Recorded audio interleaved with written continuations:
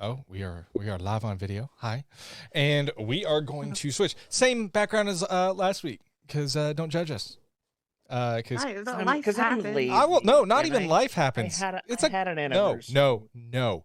This is a Ooh, gorgeous make background. art. We need That's it. true. We need it 2 weeks in a row, sir. I'm not kidding. Like this is the background. It's fun. And what even would this episode's background be? Let's be honest. A lake It peering off into yeah. So Okay. oh, Michael All right. Jackson made an appearance. Did you hear the little hee hee at the end? Yeah. Oh, 2 Michael Jacksons. All right, cool. I didn't mean to, but it happened. Yeah. Hey Keith, drop that logo. And I love that touch you did last time. You went wham. Yeah. I like that. Like wham. All right. right now, like, oh, wait, Right. Ready? Okay, 3, 2. Yeah, there it is. Oh.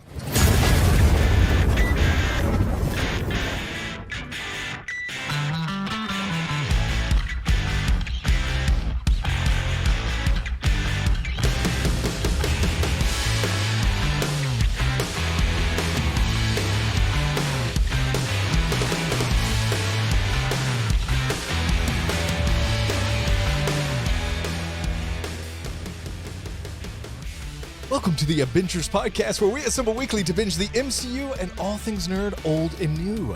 You can find us on Facebook, Instagram, X, Threads, TikTok at ABINGERS podcast. That is one word, ladies and gentlemen, ABINGERS podcast. Give us a like, a comment, let us know what you think of the show. You want to check out the video version of the show? YouTube.com/The ABINGERS. You want to support the show? Patreon.com/ABINGERS podcast. $1 today. Get you shout outs, access to our Discord, bunch of other goodies. Patreon.com/ABINGERS podcast. Help support the show today. We greatly appreciate it. Guys, I'm just one of your hosts. My name's Brandon. Emmy, how are you doing? I forgot my prop, so I'm not doing well. I had another prop that I was going to bring. Hey. I'll bring it next Another week. prop? This is the Yeah. penultimate moment. We've got This another one is- for the finale. Yes. Tune in next week. Keith, Yep. how you doing? Prop comedy. Yeah, I'm doing good. I've got my ball peen hammer. I'm ready to Your ball. ready to kill a dad. Yeah, ball peen. Oh my God. Whoa, hold on a second. Spoiler alert. Oh. Oh no! It's really not that that's much. not even Daredevil. It's not even that much of a spoiler, but I didn't even see Daredevil season 1. just in case you're wondering, we are reviewing Echo episode 4. What's the name of the episode, guys? Help me out here. Taloa. Taloa. And if you haven't watched episode 4, Taloa of Echo, don't listen any further.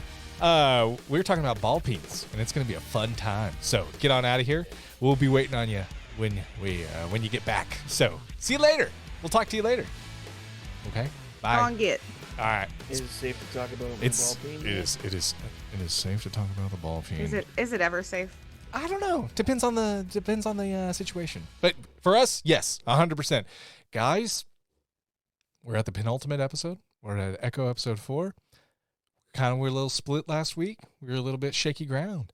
I'm just curious what we're all thinking. I feel like I've gone first a couple of times. Maybe I'm just dreaming it. Emmy, have you gone first? I think you've had such a poker face for a while. I think it's time for you to go. So Emmy, Okay. All right. what did you think of Echo episode 4? I felt like this episode was, as Fall Out Boy would say, and diehard Fall Out Boy fans, you're welcome, because I think this was from their first EP.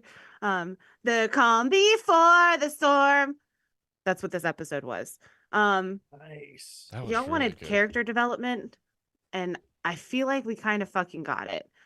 They didn't show us a whole lot of it, but they did tell us a lot of it. And I'm okay with that.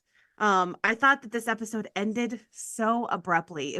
This was one of the shorter episodes, I thought. But I am so pumped. I liked this episode. I thought this episode was good. I thought it was a nice little breather from last week where it was like, oh my God, they're gonna die. And I feel like I want more episodes, even though I haven't even seen episode 5. I still have more episodes, but I feel like this episode was so short that it just felt compacted. Hopefully they do better in the future. I think that this was kind of created before they kind of did their like, oh, whoopsie-doo, we should do something different. And so, yeah, hopefully they fix that. But yeah, I'm here for it. Strongly for Echo. So, Emmy, I'm going to play a little bit on the other side a minute. I thought this episode, forgive me, was just 3 scenes and a montage. And the 3 scenes were all just let me tell you. And I sometimes I feel like that you're kind of spoon feeding the viewer instead of actually showing the viewer. And maybe that's it. And I guess if you're a simple minded, you think the viewer can eat with 2 hands? When have you ever ate with 2 hands? What do you need 2 hands to eat? Oh man, that was my time doesn't work that way in the MCU moment. That was yours. Who eats with 2 hands? And it was so funny. I think I said the story. I was eating a sandwich in a road trip on the car when I was like, fucking sandwich. Like I had a anyway. So no, don't get me wrong. I don't think this was a bad episode. It just felt very. Chula was one way, and then all of a sudden, you can see ancestors too. She kind of flipped really suddenly for me, where it was like, wait, what? The whole 3 episodes before this just feels kind of, and they kind of set it up with like, you should just listen to her. Why don't you try doing that? Well, now it's like she's already just completely turned. And then we see the superhero trope of let's get her to look together. I'm like, okay, we're doing the Marvel thing now. Here we are. Here we're fully on this cart now. Great. MCU. I love the Marvel Cinematic Universe. I just like original stories in the MCU, and I feel like these are all just kind of blurring together, in my opinion. I know it's not a popular opinion. Anyway, Chula just was a completely different character than what I was expecting.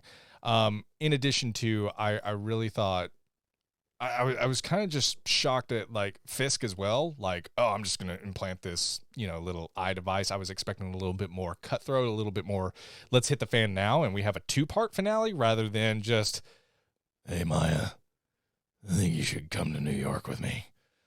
I'm really a good guy, I promise. Come. Bang? No. Hey, Maya, my name is Bang.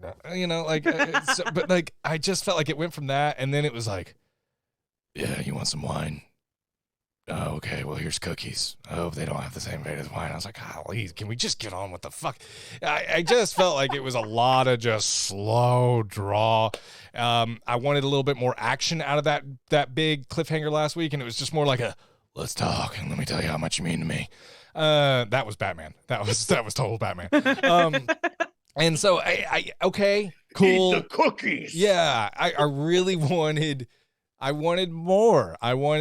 It just felt like, okay, so Chula's back on her side because you can see the same shit I can. Cool. And Fisk is just like, hey, let's hang out. Let's be cool with each other. And then figures out this eyepiece device. All right, cool. Either way, it was just, it felt like a lot of filler to me. It felt like, yeah, the calm before the storm, but I would almost say the sleep before the storm. I felt like it was just like, all right, let's just kind of lay in bed for a while. These characters are just, what's going on? Like, I felt like some of this dialogue just, one, didn't fit the characters that I thought, apparently. I mean, I don't know. If Fisk gets shot in the eye, I don't think he's going to be like, hey, you mean the world to me. Free me, Maya. But that's obviously I don't know William Fisk. I don't know Wilson Fisk. Shit, I don't know Fisk. What's his name? Just remember the basketball. Wilson. Okay, Fisk. I said William and I caught myself. The basketball. Wilson. Isn't it? Yeah, Wilson they do. brand. They have Wilson brand basketballs. You're exactly right. Uh-huh. And They volleyballs. do. And And volleyballs. volleyball. I know we're all thinking. They don't make.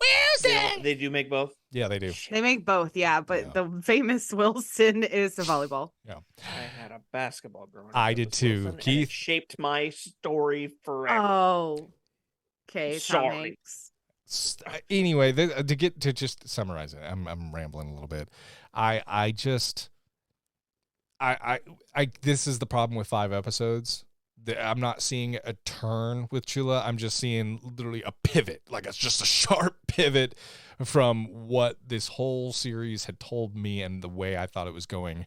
With Fisk, again, it just feels like instead of building to this moment of how much I just am being told how much she means, and like, look, there's all this backstory. But, I've not really felt it, I guess. And I think that's where you have 5 episode this is where kind of, this is where the 9, 10, 15 episode, 18 episode series, which I was really excited about Daredevil Born Again having so many episodes because we could actually probably see a proper story being told. It just feels like, fast forward, come on, let's get to it. All right, now Chula's on her side. Okay, now Fisk wants her back. All right, let's get to this finale.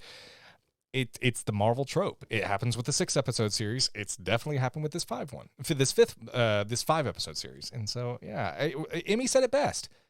I felt like instead of showing us, they told us. And I don't think that's a good thing. I think that's actually a detriment to the show. And that's just me as a viewer. I wanted more from this, from a penultimate episode. I wanted more from this series. I know we're going to get a crammed finale, and hopefully it's a good one. But I was excited the first 2 episodes. The last 2 have kind of cooled me off a little bit. I'm curious what the finale brings. So, Keith has to break the tie.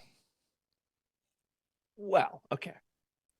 Marvel has a history of having at least one filler, no filler how dare episode. It does. They do. Don't in try to every influence series, them.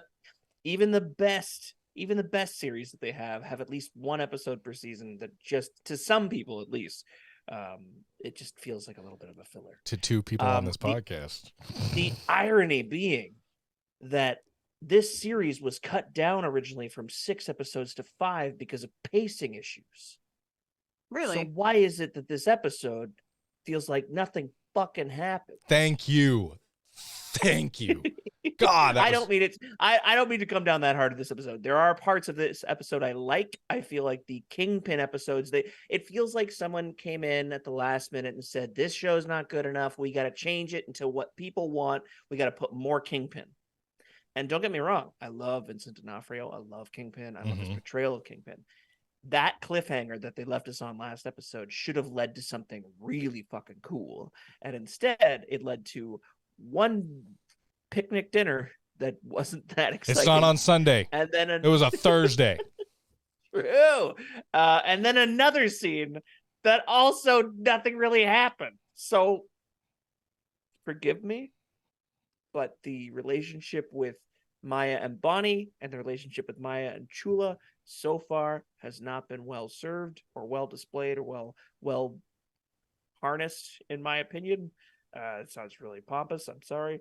But yeah, with everything, and it leads back to square one. Like, we'll get into it more when we dissect this episode a bit, but I just think it was my least favorite episode purely for the stagnant kind of feeling that left me with. Fingers crossed that they can stick the landing with this finale. If it's a crowded ending, I'll still take it. It sounds cool. It's better than an empty 4th episode. Jeez. Yeah. I'd take a crowded 5th. All right. That's all I'll say. All right. Well, Emmy, I'm so sorry, Emmy. You were so mad. You look so mad. Yeah. Well, hey, I'm not mad. I'm just disappointed.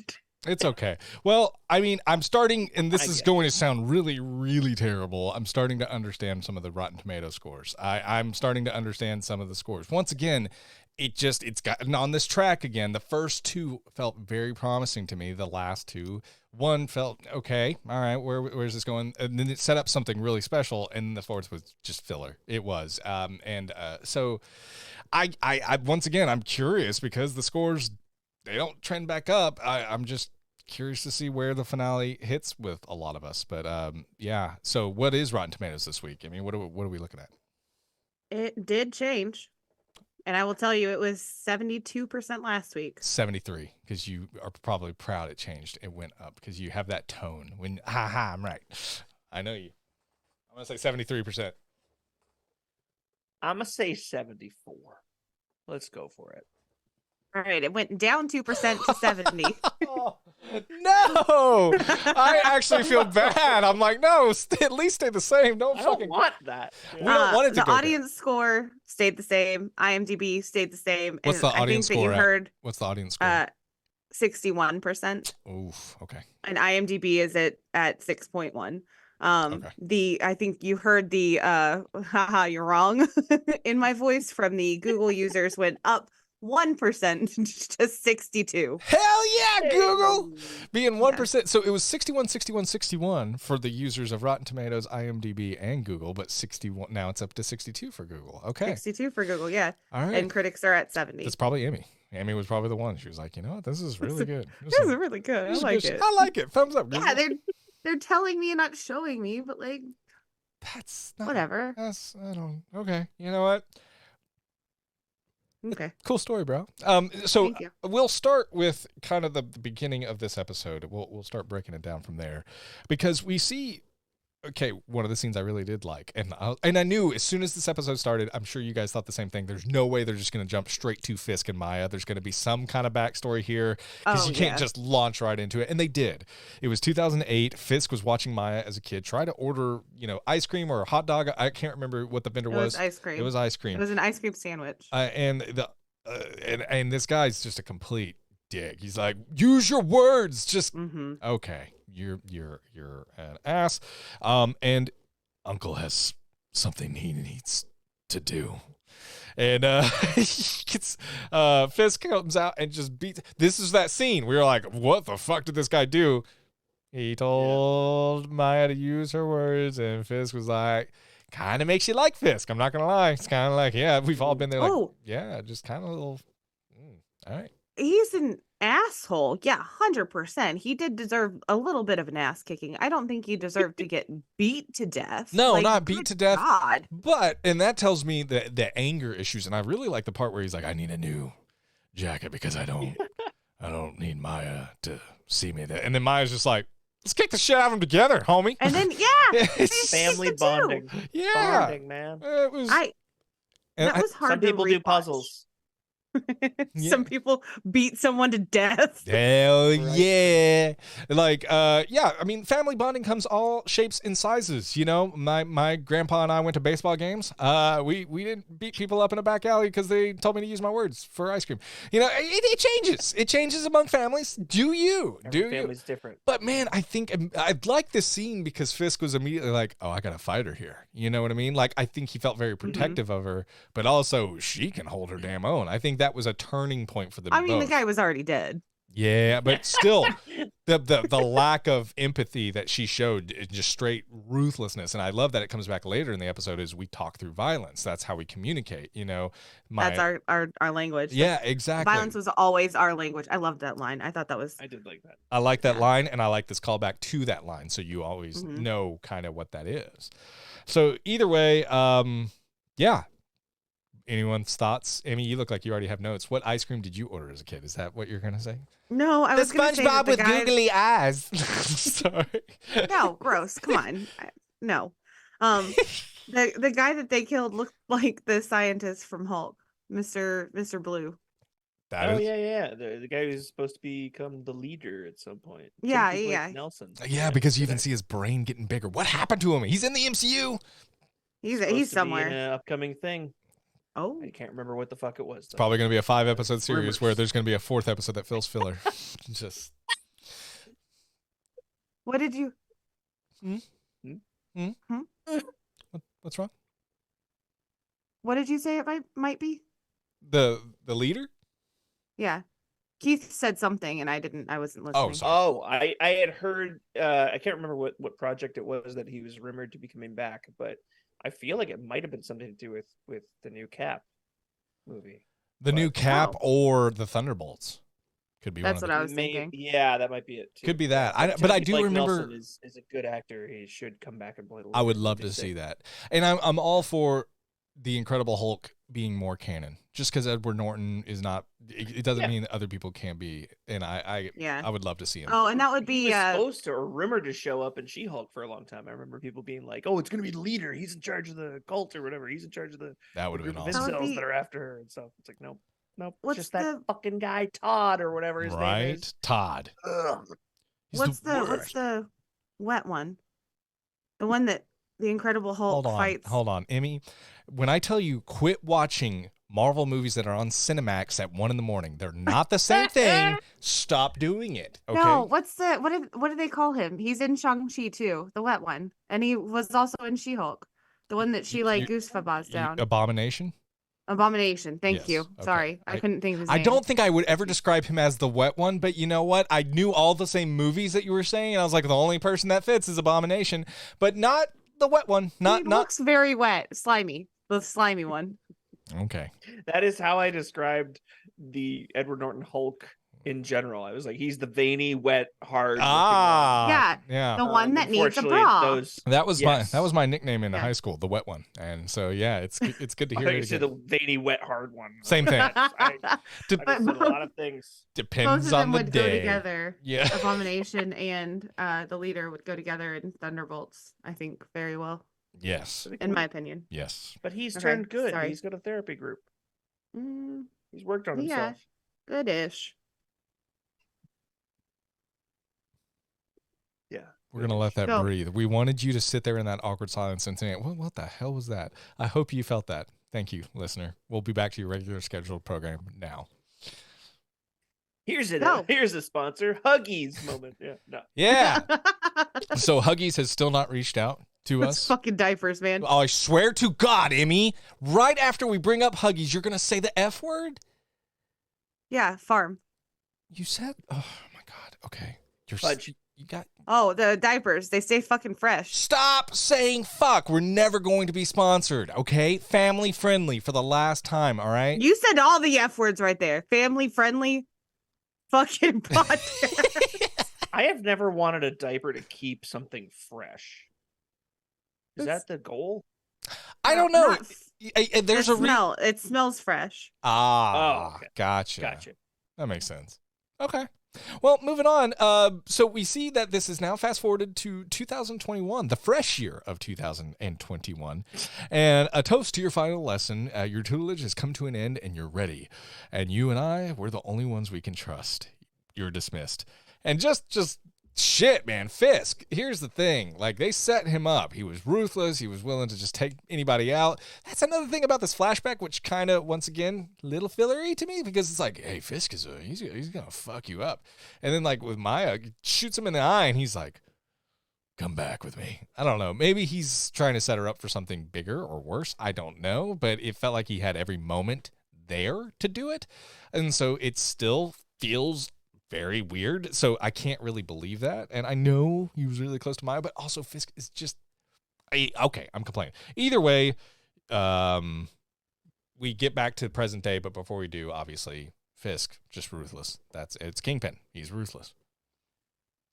Interpreters. Yes. What about that? Yeah. Okay. I had a whole conversation with Darcy on our Discord about this. And Darcy, if you're listening, I know you're behind on episodes, but I did tell you I would give you a shout out. I did go back and the recap of this episode showed one of the interpreters from a previous episode, and I looked on IMDb.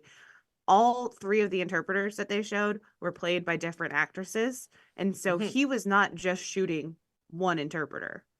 He's shooting the actress? I assume that he would get hire an interpreter for like a Sunday dinner The or something. day. And if they talked any business or anything, he would shoot them. At Mm. least three of them. That's my headcanon. I could be wrong. Well, we had theorized about this when we noticed that there was even just two interpreters. Yeah. Yeah, 'cause it was two different interpreters people. like a couple episodes ago. But I just love the fact that as soon as they go around the corner, all he has to do is pretend he doesn't hear them pleading for their lives, Mhm. and Maya has no fucking clue that they're killing interpreters. Yeah. That's insane to me. And that all this time, like, how many has he killed? And secondly, Exactly. if he had just commissioned those contact lenses a little sooner, how much would they have saved on plastic wrap? Yeah, that's another thing. The plastic wrap. Yes, on plastic wrap and time and money hiding bodies. Nah, plastic Yeah, wrap. yeah, I think labor. plastic wrap is the Yeah, better labor. question. I think Keith had his Yeah. mind in the right It's area. expensive. It is Expensive very stuff. expensive. Oh my gosh! Imagine Plus, all the imagine- shipping materials you could have kept with that, and just oh no.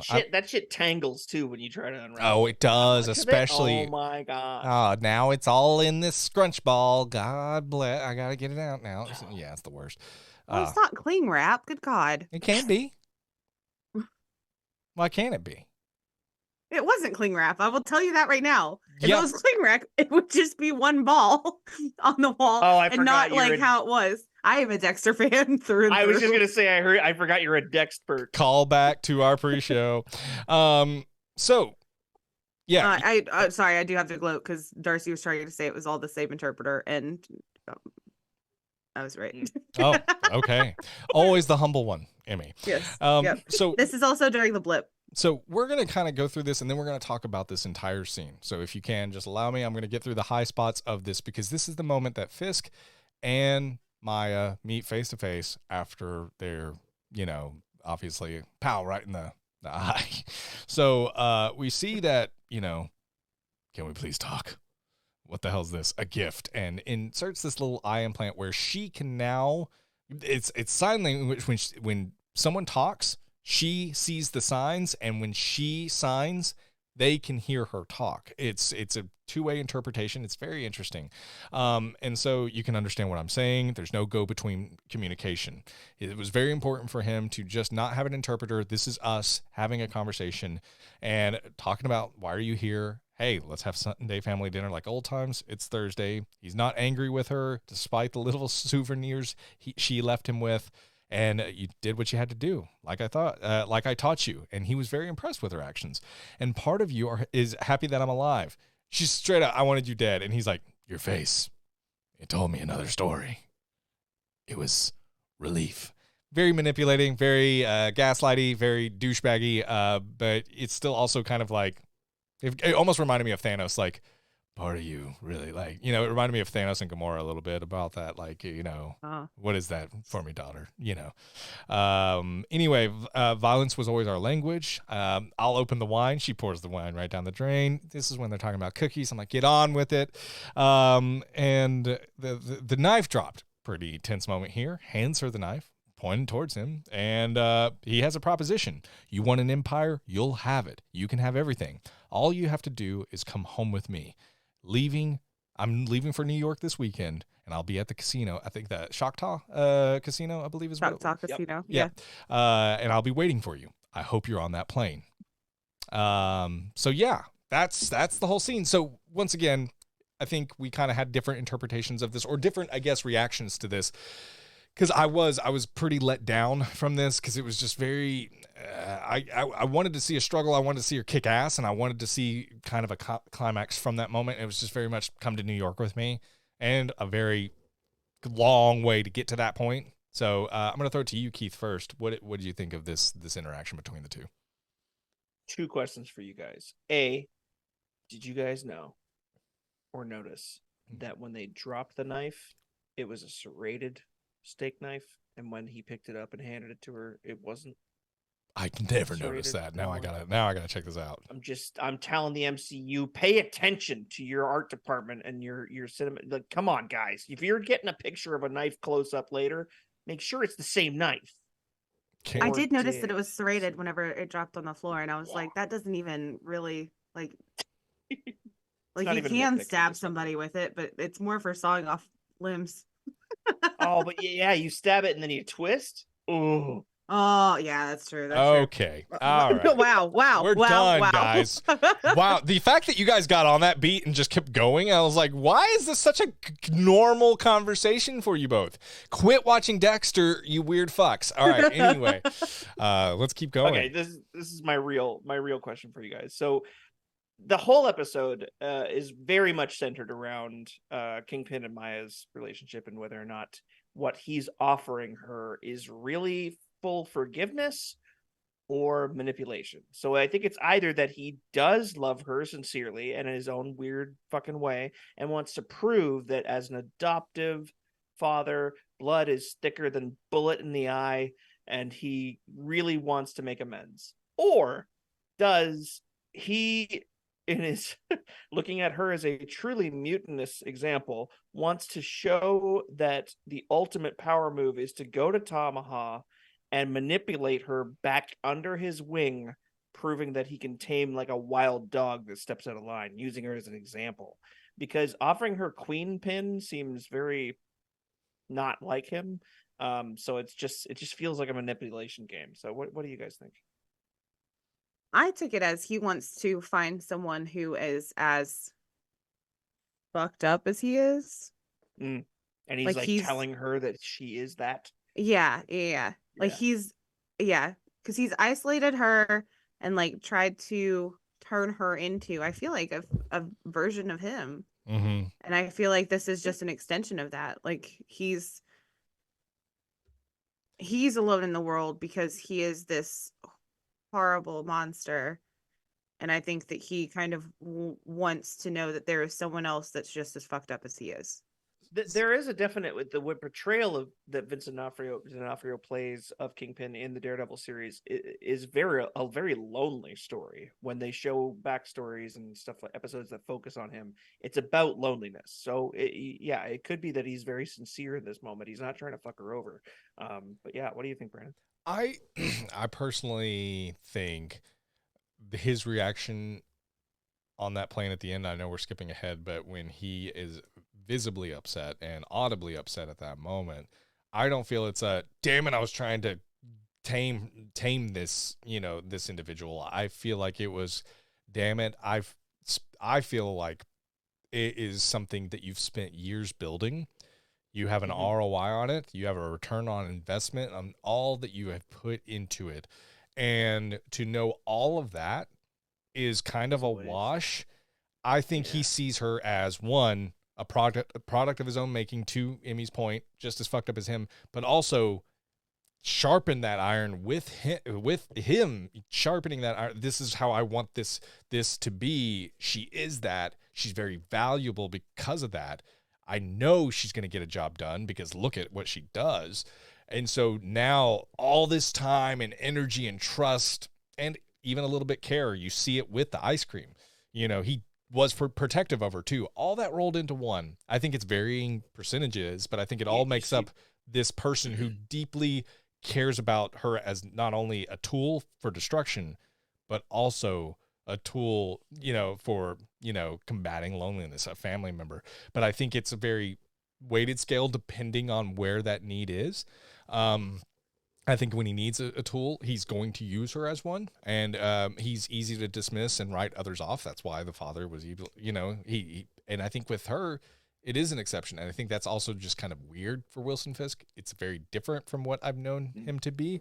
So that's kind of why it's a little bit jarring. However, I do believe there's a sincere care there, and I do believe, but I think it was holding on by a thread, and I think it snapped when she did not get on that plane. So you guys both then believe that that his feelings for her as her uncle, whatever, her adoptive father, are genuine. I think it's 90-10. I think he cares for her innately, but I think he cares for her almost as like the value value she brings, not the person she is, if that makes sense. No, I get that. Yeah. I don't think he cares for her hardly at all. I think that he sees her the point as value. He never learned sign. Yeah. And he just avoids that altogether. He avoids basically like, free me. Like he basically goes into a completely different tangent. He avoids it as soon as she confronts him. And it's something we talked about. When she says violence has always been our language, yeah, that has been our language because you fucking didn't learn sign language. Like we can't communicate any other way. Great point. Good point. Damn. The accessories were fucking cool. And I feel like this is a way for her to get introduced into the larger MCU. Oh, because you mean like the contacts that he created that he got commissioned could be used by someone else? Well, no. Not even. Because he uses an earbud. Right. But she can now understand everyone. Mm-hmm. So like she can't communicate back, but she can at least understand people. So that I think that's like that's a good point. They opened a door there for the future. Exactly. Yeah. Yes. How is Daredevil supposed to use that if they ever team up? He can still. Motherfucker can't see. What? Hold on. She Keith. signs to him. Keith, hold on. Just think for a second. Wait. I'm a little slow. Wait. Yeah. He can hear her when she signs and his contact lens, even though he can't see. No, he doesn't need a contact lens. She's the only one who needs the contact lens. I thought he had a thing on his eye. I thought Kingpin had a thing on his eye to view what she was signing, and then the earpiece would tell him what she signed. Ooh. Oh, that's what's on his fucking eye. Oh, man. Keith There it is. I thought That it doesn't. I thought that it doesn't- audibly said it out loud. I didn't realize it was just for his own ears. I didn't know that. I missed that. I mean, thought Daredevil could wear a thing that sees her, and he just doesn't know that it's seeing That her. 'cause doesn't- that doesn't go with that doesn't- Daredevil. But he could also Well- see her signing, and I bet Daredevil already knows sign language. Jesus, he's a brilliant lawyer. That doesn't make sense though. That doesn't make sense because he doesn't. took the eye thing off Mm-hmm. whenever they're having their Sunday dinner. So that whole scene, you see his like damaged eye. True. Oh, Which we've didn't just look poked damaged holes all enough. over this. Oh, Yeah. An eye bullet. 59% like, on Rotten how many- Tomatoes. Get it down. Bring it. Oh, hey now. Hey, there's too many holes. And I'm not talking about Fisk's eye, if you know what I mean. Yeah, It's just we just deflated the hell out of it. It's going like everyone's yeah. everyone's just like the Episode Avengers 4. ruined it. Shit. That's what they're thinking. All right. So there's someone that's Damn. screaming at their like, no, guys, you're missing this. If so, I know. I thought I had it all figured out. guys, you can see our social media. You can reach out to us anytime. Curious if we're missing anything on our end there. Yeah. How thought would you you said get cream from it. sign to maybe the contact also translates her hand signals? Okay, we'll figure it out later. We could be here for Okay. 5 hours. All right. So Oh, I don't yeah, know. Okay. okay. The wine that she pours down the drain. Yes. yes. Okay. Lafitte. I can buy it right now at my Total Wine for $900 for the cheap one and $1,300 for the expensive one, or I could also order it online for $2,000. This is your sorry, notes. This is $25,000. legit. This is what you held me up for to talk about wine cost. $25,000 Uh-huh. for a bottle of wine, which I could drink in one Damn. sitting, But it comes highly recommended. or pour down the drain. Or in one sitting. cookies. I'm sure the cookies were like $10 a pop. That is a real place Cookies in New York. from Living. But I was gonna skip that note. Thanks. What's Called- the next scene, Brandon? Yeah, the one of the only 3 of them. So we see that hey, he's handing me Queen Pin and basically Henry. He actually fucking said it. I too, saw- by I the was way. like, I God, thought it was so guys, funny. I swear on everything, I felt so brilliant in that moment. And there's people thinking like, this motherfucker watched the first 4 episodes and he's trying to be. I swear to you, I'm watching these in order because I couldn't remember that well if I even tried. So yeah, I felt so. Is that what you were talking about in the pre-show? Yes, Queen Pin. Nice. She Okay. says it, and I was like, it sounds so ridiculous too, and I love it. Sounds so stupid. He's handing me Queen Pin, and he's like, the fuck, Queen Pin. Anyway, so fuck you, Emmy. Emmy was like, that's hard to say. Why would they call her that? She said it. So, I do remember that now. Yeah, suck a butt, Emmy. The only thing I'll say about the Henry scene, because I want to move on. I know we want to get this done, and this scene does not amount to much. Henry admitting the emotional acting of the Henry character, admitting that he was just scared and just saying that he was scared. It was good. And that's what stopped him from ever helping her. It was is good. perfect. It was because good. Everybody should build up Fisk as this scary thing, and And- of course he was scared. And he did both. He told us and showed us. I liked it. I liked it. It didn't just have to say, I'm scared. He's like, I was scared. Like it felt real. Either way, you know why I'm 45 and alone? Because everyone I cared about was taken away by him. After your father died, I tried to get out. Fisk threatened to kill me if I did so. So I came back here and I did his dirty work, and I didn't want you to become me. You left me in New York and I was not okay, was what Maya says. And sorry, I was confused and scared. And yeah, and we see this Henry, he's kind of I love Maya in this show when she's not typical MCU character. I like Maya a whole lot. She's my number 1.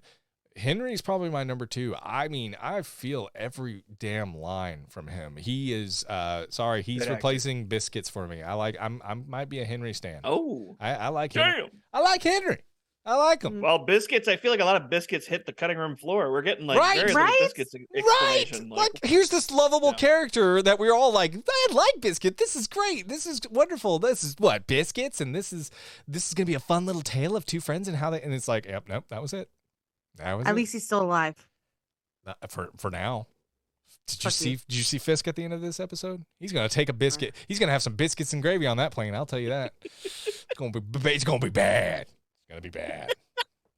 Anyway, so we see her grandmother, Chula. We see Chula and her are seeing the ancestors at the same time. We see Maya even pass out, and she kind of comes to, and Chula can help you go now. And and Henry gave Chula a heads up. Hey, tell me what Henry thought was so important. And Maya explains it. Something's going on in my head. I feel like I'm losing it. The last 24 hours, it's been more intense. It's overwhelming. I'm seeing a bunch of people I don't recognize. Chula inquires, how long? What are you seeing? And Maya explains, a cave collapsing, trees, someone braiding hair, and everything makes sense now, Chula says. What you're describing is what I saw the night I gave birth to your mother. Doctors found complications in the pregnancy. We were both in danger, and we were in God's hands. My family took me out of the hospital against the doctor's wishes. I found a midwife, and I was surrounded by my sisters, and they were always with me. They knew when they were truly needed, my ancestors. So the night with your mother and I, it was a life or death ordeal. And Taloa, came about this world, and she had a gift. She was a healer, a lifting the pain of others. And that connection between mother and child, it was an unbreakable connection. And when your mother was killed, I wanted to die. And we see Maya react. Maya, quickly, you disowned me. No, not you, your father. I was angry, Chula responds. All I ever heard growing up was how you destroyed this family, and you couldn't bear to be around me. You're so much alike. And I think generations are echoing, Maya, reaching out to us at a time when we need them the most. I was a child. I needed you, Maya responds, but you chose yourself. And this is where, okay, I don't have a problem with this dialogue at all. I think it's a very intense and emotional conversation. It just, once again, from the 3 episodes I saw previous with Chula, little bit of like I said, this is cutting room floor stuff. This is the problem with 5 episodes. Would love to see a build towards this, but it's just like, oh, you see ancestors too? Cool. And she's also trying to reframe a lot. I'm kind of team Maya here. Like, you left me. I'm kind of, you abandoned me. Right. Yeah. I gotta be Maya 100% here. And Chula doesn't really have a response to it. If you hear it, I didn't hear it. It was just more of a skirt. Like every time she's like, so either way, I think it's a good scene. It's just not consistent with the character I saw. Maya was consistent. Chula felt very night and day from what I saw previously. I know, Keith, you're going to do your devil's advocate thing that you do every damn episode. Throw it out. Make me feel like a piece of shit. Do it. I don't disagree with what you're saying, honestly. Okay. Did Maya having an echo attack feel, and then being brought to Chula for this big conflict and confrontation, feel a little forced to either of you? Yes, 100%. Because it's like, no, Daddy Kevin, feed me. All right. It's funny. What if was her moment? She was force feed you? Yeah, force feed. Yeah. So oh no! Here comes the choo-choo train. As long as I get fed. Yeah. It just, to me, and was it's like, not what if. Touche. Please don't force me. Touche. Eat it. Yes. No, it just felt like a weird place to put it, and this is where it felt kind of to me like a reshoot. Like maybe they were like, oh, well, we had this idea where it'd be drawn out a little bit differently, dramatically, in a 6-episode arc. And now we're just going to reshoot it, put it in the kitchen, make it all make sense. The acting was phenomenal. Yes. Explaining the echoes, assigning how the echoes are coming to us and they're reaching out to you in very times beautiful. of need was beautiful. It was really well done. I'm with you. And I also liked that Chula shut the hell up when it came to Maya, kind of reaching her breaking point in the conversation and just kind of letting her have it, because that is what Scully just told her to do, is shut up and just listen. And Maya got to storm out and have her kind of moment where she lets Chula kind of think about it and just be there. Anyways, it felt good, but not great. And it felt like something that maybe existed in a different way and then was reshot.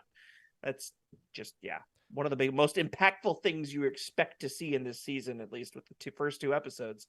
And then it just kind of, this was it. I'll let Emmy go because I've got a lot of thoughts too that I still haven't shared. So what do you think, Emmy? I teared up at all this. I know that they're telling and not showing. Well, they did show a lot of this. They showed a lot of Chula's like not her journey, but like her pregnancy, her what do you do after you're pregnant? Birth. Good Lord. When she was giving birth. Emmy, The big part of it. Hold big on. part of it. Hey guys, we're gonna take a 5-minute break. I'm gonna explain a lot to Emmy. We'll come right back. All right. You won't hear anything. We're editing all this out. We're editing it out now. Brain fart. Hey, welcome back, everybody. So Emmy is a lot more educated. Emmy, hey, how you doing? You good? Did you find that these wives were just kind of mid? They were mid mid to low.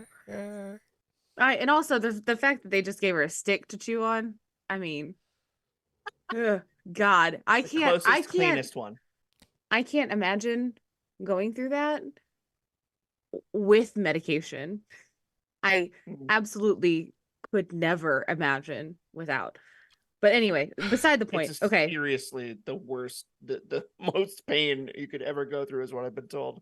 And I believe them. I believe everybody who's told me that. 100%. My mom has tried to tell me, because she wants me to have grandchildren. She has tried to tell me that it hurts worse when she stubs her toe than it did giving birth to me. And I'm like, no, you're lying. Yeah. Like playing it down. Yeah. What the hell? I've never heard that argument. Absolutely lying. No, she just wants me to have grandbabies. Just go home, stub your toe, ask yourself, could you do that for 19 hours? Yeah. Oh, exactly. Exactly. I don't know where your mom's from, but. Oh, Mars. That is the accent from Mars. Yes. That is, if you've been to Mars, you know that. So shout out to all our Martians that are listening. But the fact that they use the word that the generations are echoing, I was like, there it is. I saw it. They said it. They said the thing. And they, at the very beginning of this conversation, once Chula sits down at the table, she says, what is it that Henry brought you here for? And she signs the name Henry, and just, it's, the letter H is 2 fingers, and she does H, but like in a war paint, like symbol. I love that. And so again, I love that. Like nickname almost so she didn't have to Henry actually like sign Blackpearl. out HENE. No, that's not how you spell Henry. Yeah, that's awesome. Actually, I love Henry. Henry. The eight. Yeah. But anyway, I liked that touch.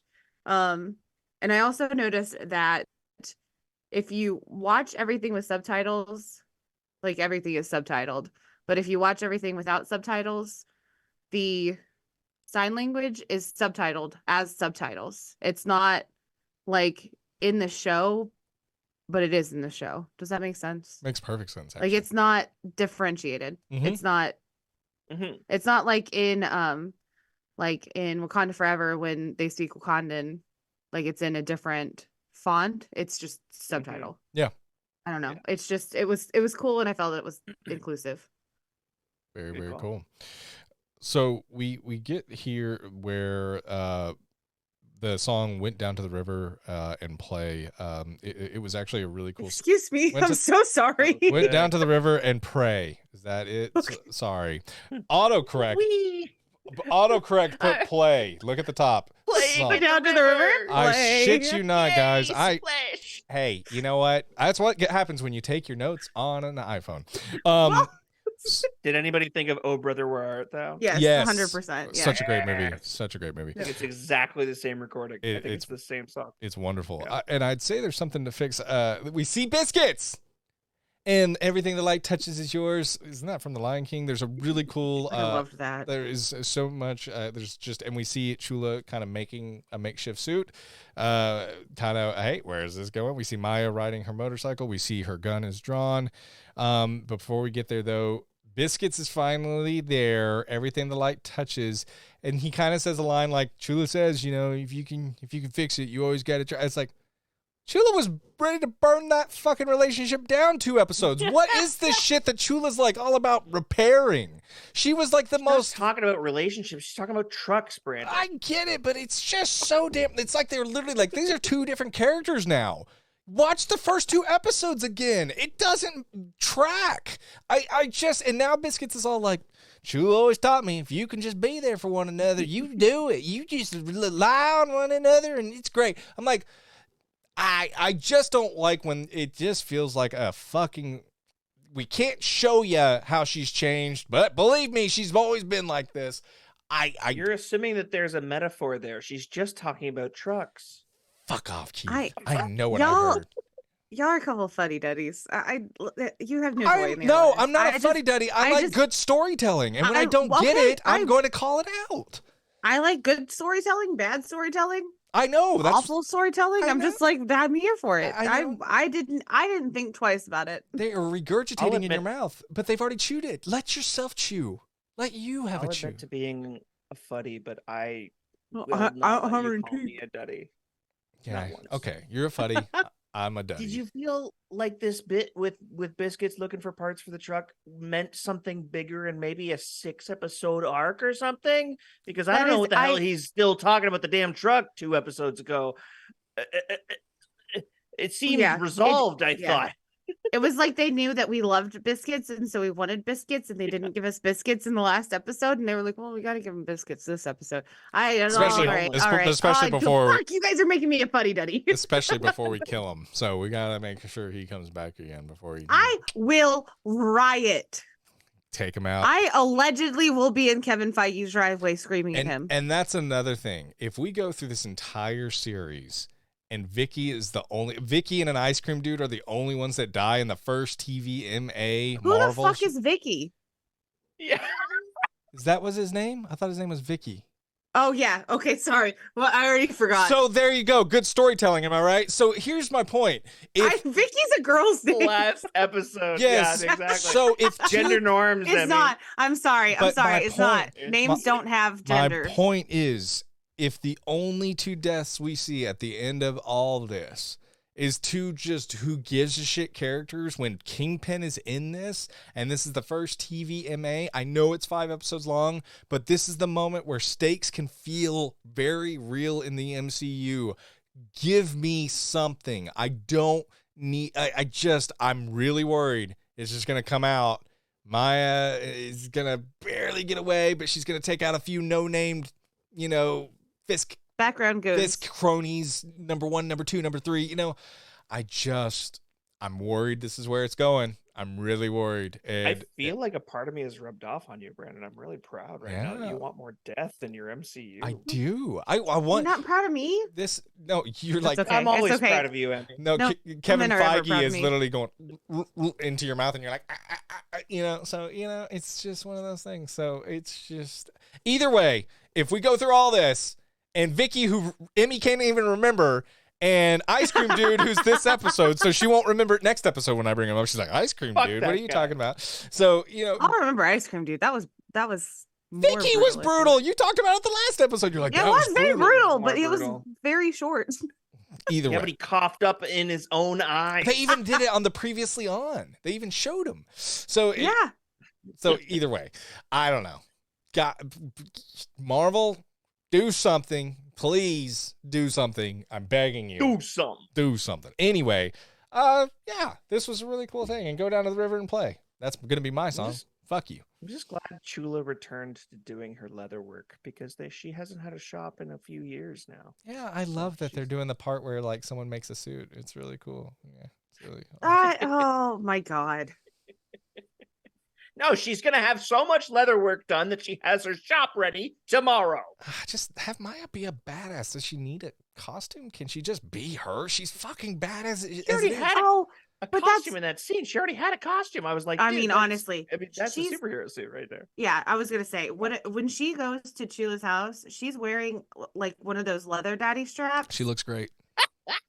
What is that Purposeless. for, No though? guns, no knives. No, I said yeah, the same thing. no. I was like, a harness to grab her and be like, ah. Yeah, What the shit? I like it. it's just a handle for bad guys.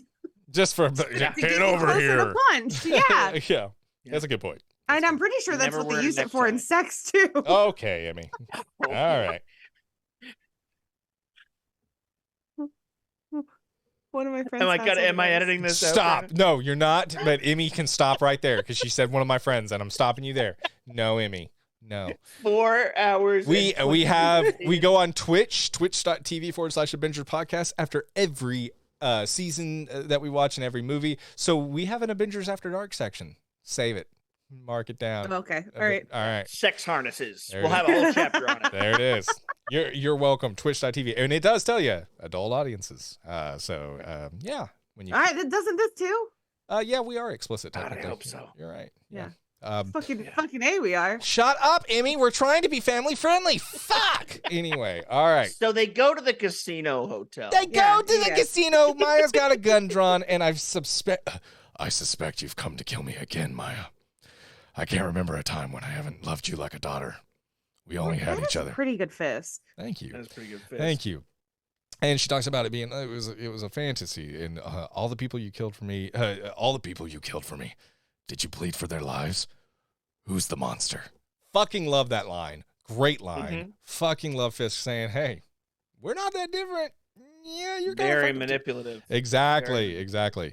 And I love here Maya calls him out that, hey, you got these contacts because you didn't care enough to sign, and Fisk loses it. I was there for you. I know I failed you the same way my father failed me, and this is real. I mean, holy shit. I keep this to remind myself where I came from and what I had to do to get there, and I wanted to pass this on to you. And we see obviously the ball peen hammer, ball peen. Bullpen. So my father felt stronger when he beat my mother until I got strong enough to stop him with that. And Maya obviously kind of shaken. That's how your father died. You killed him with that, and I killed him to be. Spoilers, dude. I'm sorry. We gave a I'm spoiler about to alert. spoil this shit. We gave a spoiler alert 50 minutes ago. 50 minutes ago. Oh no. I know. This Daredevil episode season though 1. spoiled Daredevil for me. Touche. That's a good point. Yeah. I killed him to be free, to move forward with my life. Enough games. Here, free yourself. Go ahead. Free me. And she doesn't. And we've come full circle. In the morning, you come home.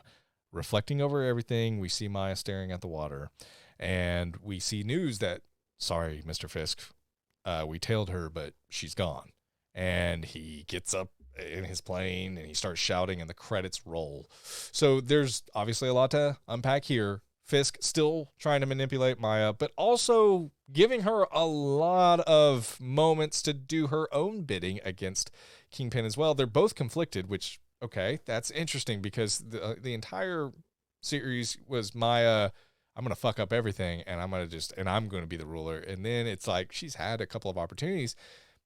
It's kind of playing into Kingpin's hands a little bit because Kingpin's saying, you do care for me. I saw it. I saw the relief. Well, it's kind of hard to argue when you have every moment unless Maya wants to do a grandiose way of getting rid of Kingpin and send a huge sign to everyone. Again. Yeah, exactly. Like yeah, this time I'm going for the other eye. I mean, it's one of those things where I'm confused. Obviously, this is going to crescendo. This is going to be at the peak of episode 5. Just curious how they're going to go about this. Once again, I hope it's just not Maya kicking a bunch of cronies' asses and Kingpin barely making it out at the last second. I don't know. It feels like it's going that direction. We'll see. I have two things about this scene. Yes. One, immediately afterwards, bruv. That's how you. Immediately afterwards, I watched. Okay, first of all, my wife, I love her to death. She watched the episode almost twice with me on the couch. Wow. She doesn't watch Marvel stuff. She watched this episode twice, and we got to that scene, and I said, "Ball peen," and she said, "What?" I said, "Ball peen." She giggled for like 10 minutes. That is a ball peen hammer. We then went back and watched, spoilers, Daredevil season 1, episode 8, Shadows in the Glass. Spoilers. That is the episode where he does do that, and you see that as a whole retroflexion of his character for the first time. And they upgraded. The MCU upgraded the same way they upgraded Daredevil's mustard and ketchup suit and She-Hulk. They upgraded that hammer from a regular hammer to a ball peen hammer because they knew it was funnier. Yeah. Great job. Funnier. Kevin. Great job. Is it sad that this just makes me mad? Like, it's like, you can't even get the same fucking hammer. Okay. Wrong steak knife, wrong hammer. You know, on, it's Kevin. those little touches that mean a lot to me. Okay. Or is this Fisk? I mean, why would you keep a murder weapon. Why would you keep that? Because if no one finds it, if you're the one who controls who finds it, but yeah, someone. But why would you have that on you at all times? Like, why I is don't think that something that you're gonna move with you to a fucking hotel room? I think Are you kidding Because me? it reminds me of the things. No, I've you had get to rid of that overcome. shit. Hey guys, tip, get rid of the murder weapon. Okay, he bought that at a hardware store moments before she came up to his hotel room. He's trying to that's manipulate what they're telling her. us. Oh, that's what they're telling us by making a different hammer. what if Yeah, she finds? I think so. But are they really gonna answer that in episode 5? Really? No, it was this hammer. I don't believe that for 1 second. That's okay. All right. Well, That's I just just for wrote a us. better story. So Super yeah. fans, we are the only ones who will ever know, Brandon. Okay, sorry. Us and our listeners. It was not that hammer the whole time. Are you kidding me? It was this hammer. So he's he's not even trustworthy with tools. No, I just don't think that's the direction they're going with. I really don't. I don't think They wanted a ball peen hammer. I think 'cause so. it is I think funny. Keith was more accurate. It's like, hey, why don't you with a ball bean hammer? Wouldn't that be great? Yeah. Anything the same time, that you- says the word ball and peen. Mhm. Oh God, That's yeah. great. 10 out of 10. That would be a really, best really. hammer. It's a stupid murder weapon, though. What do You mean? heard it here first. Emmy, Stupid. we're not Well, the going, kid was guys. 10 no, or no, something. No. We're not going to go into detail about which murder weapons are Right, not right, stupid right. and stupid because you already kind of freaked the listeners out earlier with some of your talk. When I was saying I was going to kill a dad, I don't think that That, was. that that what wasn't you me. Yeah. that was me that said that. Yeah, there was one moment though you guys were like having just a calm conversation about, yeah, no, if you were gonna murder somebody, this is what you're like, oh yeah, totally. And then it was like, wait, what? So Fling wrap. no. All right. Anyway. Okay. I almost felt bad for him. Oh. Almost Oh. felt bad for him. Oh man. Almost. Okay. Almost. All right, Emmy. Almost. Momo. Which I Missed it feel like by that much. is really good acting on D'Onofrio's part. Yes. Really, really good writing, I feel like, honestly. And just I think it's pretty good storytelling that I almost felt bad for that. Honestly, monster. Like he has killed at least 3 interpreters that I know of, and I was still like, oh, that poor baby. That's a good point. That I know of. I love how it was like he has killed Yeah. almost 3 interpreters that I know of. Like it was like I was expecting such a moment, and you were like 3 interpreters. Well, I It haven't is watched not wrong. Daredevil yet, so I'm Yeah, sure. that touche. I'm sure that he's killed more. You're not wrong. It was just not the direction I was prepared for. So yeah. I love you, Emmy. Yeah. I also, I'm really sorry. I have tried to skip this note, but I did write down, oh no, Daddy's head. And I don't think they say this No, they don't. in the episode Not at at all. all. And No, so I no one don't does. know why I wrote it down. No one does. Did you write that note in a fever dream? Like, I what? think Oh so. no, Daddy's head. Yeah. Well, it was right next to shit spoilers, dude. Whatever he's talking about, how he Yep, that killed was his dad. that was And I- definitely an Emmy pull. That was not anything it's else. like, oh, Daddy's What- head. Did a part of you guys want her to just call his bluff and just kill him right there with a ball peen hammer? Because a part of me wondered if he would let her do it. Because he could stop her. That's a very good point. It's a very Because good if point. if And- she did try, I'm sorry. If she did try, I feel like that proves his point that she is just like him. She is a monster, and she Of is. course. But like, But he also- wouldn't That's what want to Brandon know wants. that and then die. He Yeah. would want to know that and then join her. I think if she took Yeah. one swing and he caught the hammer and that's where it ends, my goodness. That I mean, That's a penultimate episode. Right. That's penultimate. It's got penultimate written all over. it. thank you. Like just because it answers both the questions. No, I wasn't sincere when I said free me. So it tells you all a Fisk's mentality, and it also tells you Maya don't give a fuck. She's straight up monster, and she's willing to take him out at any cost. I think that's a Try to do it once. Why not do it twice? Now we may see that in the 5th episode, but man, what a cool cliffhanger that would have been. It's just one swing and then just the catch and then the stare and then that's it.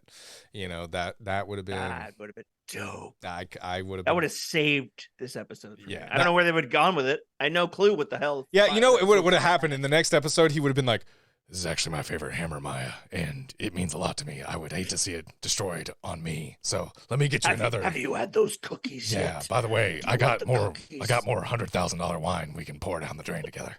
Like, by the way, it's Sunday now. It's been a few days. Like, it's like just I don't know. It's just whatever. That would be the beginning of episode 5, and I'd be like, damn it, we're back again to this shit. God. All right. Sorry. Anyway, Echo. When she's looking at the lake, the music starts rewinding. I thought that was a really cool touch because she starts replaying. or she's thinking about flashbacks, and she's like, it's like her life flashing before her eyes.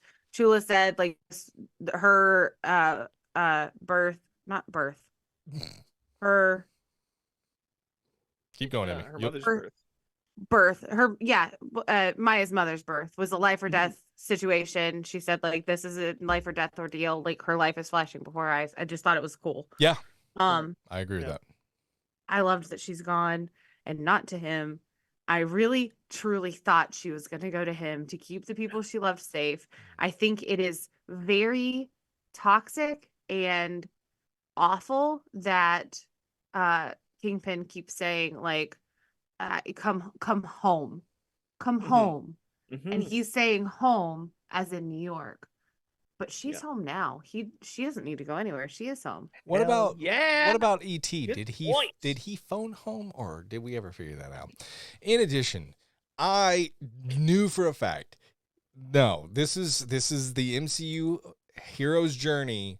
She ain't coming back. I'm sorry. They have set this up with, you don't have her knitting this costume, setting up this big finale. Here's her superhero costume. Here we go. And then she just goes back to Kingpin and she's like, hey, I'm back. All right. And they fly. And the 5th episode is just them flying on a plane, going back to New York. That's it. That's the whole only episode. That wasn't going to be the only episode. My whole point is you don't set all that up for that moment to just die on the vine. I think that it is she's like, fuck you, and now we're gonna see the repercussions of that for episode 5. And you can't fit all of it in. You can't have the fuck you moment in episode 5 and then for the follow-up. I'm sorry, these episodes are 40, there's just no way. There's no way. This one was 35 minutes, shortest episode of the whole 35 season, minutes, and there was 3 scenes in it. Crazy. So yeah, either way, to me it was very telegraphed. I was like, all right, so she's not gonna go with him. Don't know when it's going to end. I'm sorry, Emmy. I'm being such a wet blanket, but I thought it was. No, that's okay. It's a hero's journey. I'm stupid. No, I'm stupid and I fall for that shit. You're not stupid. You're not stupid.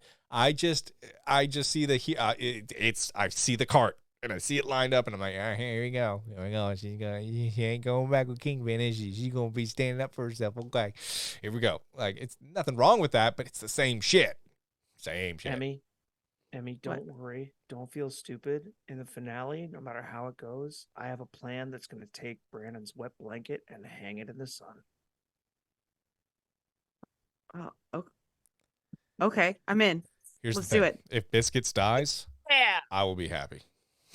Oh my God. That was the wettest your blanket could ever get. That was wet and frozen. What the hell? Oh, we got frozen blanket. Give me everyone death just dying. Give me. Oh my God. Please. You're a monster. No. You're worse than Fist. I want Maya to have no one at the end of this. And then that is it. Just completely. And Fisk is there and says, since you won't come home with me, you won't have a home, period. Boom. There you go. Torch the whole place. There you go. That's a TVMA ending. And then what the fuck? What is Maya going to do now? Fisk is an absolute monster. That's how you end the show, in my opinion. Wow. Give it to me, Marvel. And you know what's funny? This finale has been out for 4 weeks now. I could watch it right now. Why the fuck am I acting like it's not out? I'm watching it immediately after this. Yeah. All right. And I will say nothing to y'all. No, you never do. You never do. And y'all, I mean that in a good way. Start working on my closing arguments right away. Yes. y'all aren't even asleep. I didn't even have to act like I'd not seen that episode before, because I truly, and I say I loved y'all. I love y'all, you guys, and also the listeners enough to actually keep my word. I cannot wait to watch that finale, and I am watching it tonight. I'm watching mine. Mark my words. I'm watching mine in a Nashville hotel on Wednesday, so Mm. I will not know of anything until that night. So, and Emmy, I mean this. We've watched movies well in advance at different times together, shows and stuff. Emmy, she takes a vow of secrecy. She will not talk to me one bit about a show. She's really good about it. So I trust her that she is going to watch it, and I trust her she won't say a damn word about it. But also it creates And this then I haven't watched it already. I know. And that's 100%. I believe that too. exactly. Thank you. Genuinely, I appreciate that. I'm more influenced if I've seen the whole picture. I'd like to see kind of parts of it, just like how I also like doing what our format is. I've kind of been spoiled by it. You know, I like going week to week and kind of where are we at with the series and how are we feeling as it goes and how we feel. It's always a cool journey because episode 5 could just completely blow the roof off of it. And that's what I'm hoping for. And I'm excited about that. The first 2 episodes, I was a very different feeling person than I was the last 2. And it's so funny. My wife, episode 3, she texted me. She's like, that was my favorite fucking episode. She loved episode 3.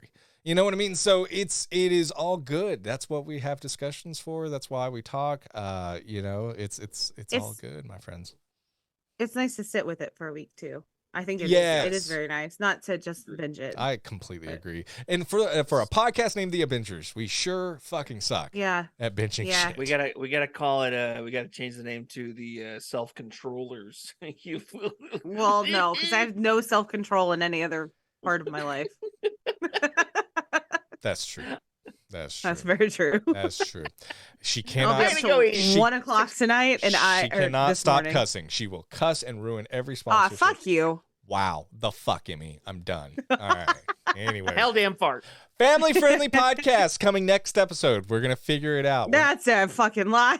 Fuck off, Emmy. We're gonna do it. We got. Am you. I gonna be on it? Yeah. Yes, Emmy. Yes. Yeah, Oh, so, then that's a heckin' lie, man. So I'm going to like record like audio bits for you when you're like I'm gonna have you like say freaking or flirkin and then I'm just gonna edit it in every time you say fuck.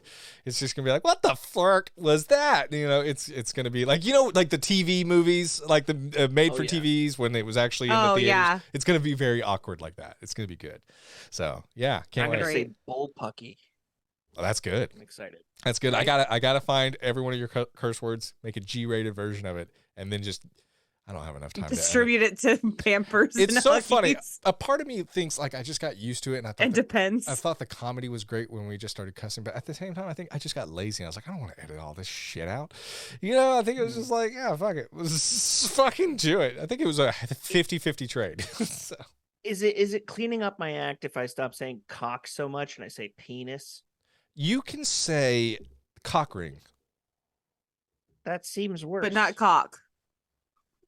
It's not worse.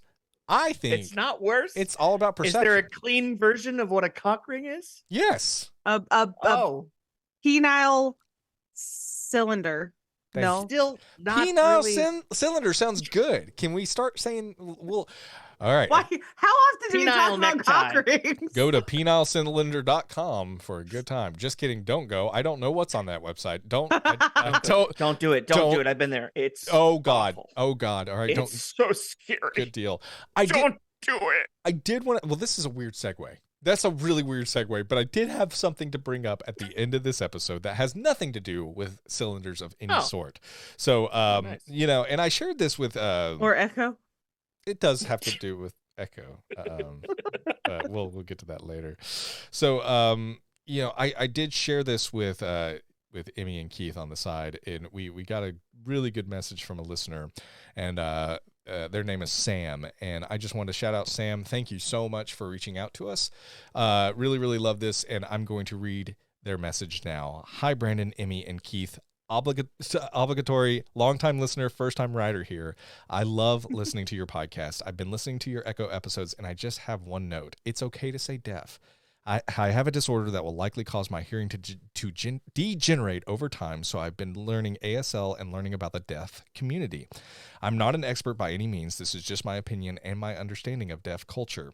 I noticed that when you talk about Maya and how she uses her deafness to her advantage, like when she's in the laser tag arena and uses the loud music to confuse Fisk's goons, you say that she's using her impairment. I would say that she's using her deafness as a tool. It gets the same message across, but hearing impaired focuses on her inability to hear, where deafness focuses on her ability that hearing people don't have. Many deaf people take pride in their identity and don't like the term hearing impaired. I know that people try to use it as a way to not focus on someone's disability, but it can also come across as discounting their identity and their culture.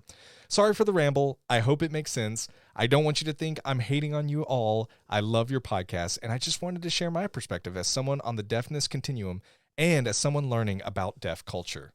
Sam, thank you so much.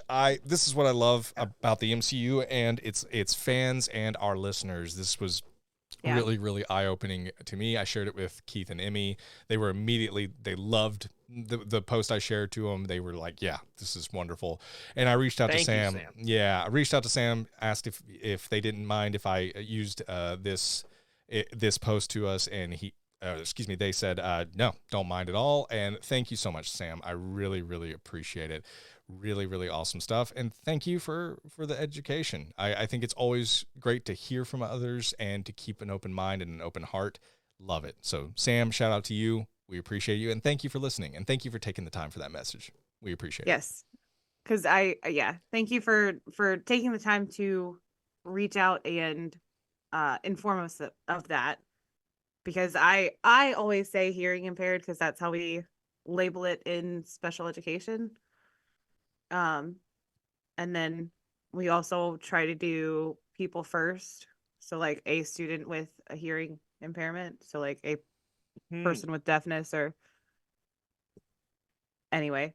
But yeah, so that's the language that I've been taught, the language that I use whenever I'm talking about it professionally. And so yeah, that's what I used. Yeah. But I loved getting that message. Yeah. And it was very kind. Very kind and very informative. We love you, Sam. Thank you so much. Appreciate you. We are going to head on out of here, but we've got some credits names to get to. Before we get to those credits names, guys, if you like the show, you like the podcast, consider giving a 5-star rating on your podcast platform of choice. Spotify, Apple Podcast really goes a long way with us getting eyes and ears on the show, and we greatly appreciate your support. I feel like I'm forgetting something because Keith is... Sorry. Emmy's making a face. I'm sorry. I didn't mean to distract you. Just because you're gonna regret the credits name. Oh God. Okay. Oh no. I'm really, really scared of it. So guys, thank you so much. If you like the show, 5-star rating on your podcast platform of choice. If you want to see us in video form, youtube.com/The ABINGERS. We have a video podcast after every podcast, usually a few hours after the audio one drops, but you do usually see it by the next morning because Keith is wonderful and gets all that out for us. We really appreciate you, man. And if you want to support the show, patreon.com/ABINGERS podcast. $1 gets you all the goodies, and it helps support the show. So we really, really appreciate that. Another thing, Spotify, they have a section where you can comment on our podcast and let us know what you think of each episode. If an episode stands out to you and you're like, man, I really just want to tell them they rocked or they sucked, you can do that. You can go to Spotify and leave a comment and say, hey, this is what I thought of your latest episode. We open all those conversations up. We really, really appreciate it. We have a couple of good ones that usually leave comments and just thoughtful words of support. But hey, if you think we suck, let us know too. Hey, no, don't. Actually don't. Like, just don't. Yeah, negativity hurts. Use that I want to energy know in a how good I place. suck. Yeah. How you suck. Yeah. I enjoy constructive criticism. Constructive Please be sucking. constructive. Okay. I am a sad man. Constructive, yeah. Just criticism, I can't handle it right now. Yeah, we're pretty fragile right now. If you could just leave us alone, please. We appreciate it. But yeah, that's how you can support us. That's how you can talk to us. That's how you can be a part of us. You know, we are on all the social media. If you just search ABINGERS podcast, did I say something weird? God, you guys are freaking me out with your face. You can be a part. You can be a part of us. Sorry, I'm Okay. tired. Let us swallow you up I am so sleepy. It's been a late night, but honestly, like a rat king. thank you, Keith and Emmy. I said I wasn't recording a minute past 10. It's 10:38. I was calling bullshit the whole time. You're the one that keeps pausing. I was an asshole. Either way, It's fault. just want to say, listener, thank you so much for listening, and we really, really appreciate it. We're available on all social media. You can literally just type in ABINGERS. You will see some form of us. Don't go to OnlyFans though. You don't want to see that form of us. Anyway. No, what is? No, we quit doing gang signs, Emmy. We're a family podcast. Anyway, we really appreciate it. No, Keith. No, this is not. No, we're not doing OnlyFans. We may consider it though. Times are desperate.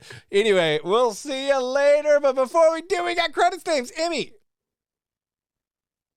What are they? They must. I bet you. No, it's just they're one. It's so just It's good. just one. It's No, one. there's- That it's so bad. so It's so fucking bad. I'm good. so sorry. Penultimate episode. Y'all said this was a filler episode. This is a filler credits name. Oh no. Oh no. Our stunt performer, Julian Joyner. I hardly know her. Keith, if you laugh at it, it continues. That's all I'm going to say. You can continue to support this shit, or you can put your foot down and say no more. I've never known how to put my feet down. All right. I've wondered why you were floating this whole time. So, all right, everybody. We love you. Thank you so much for tuning in. Keith, Emmy, as tired as I am, this has been wonderful spending time with you guys. I love you both as well. And I hope wherever you're at, whatever you're doing, I hope you feel loved. We love you. Thank you for tuning in. Appreciate it. We will be back next week with our finale of Echo and all of our thoughts, wet blankets included. We'll see you then. Keith, Emmy, any final words before we call it an Echo Episode 4 podcast? Ball peen. I gotta piss. You can't spell penultimate without peen. God, why do I even? Okay, you know what? That's true. That was really good. Yeah. That's Oh, fact. don't encourage it. All right, we're out of here. Bye, guys. It's a round of applause. See ya. Bye, guys.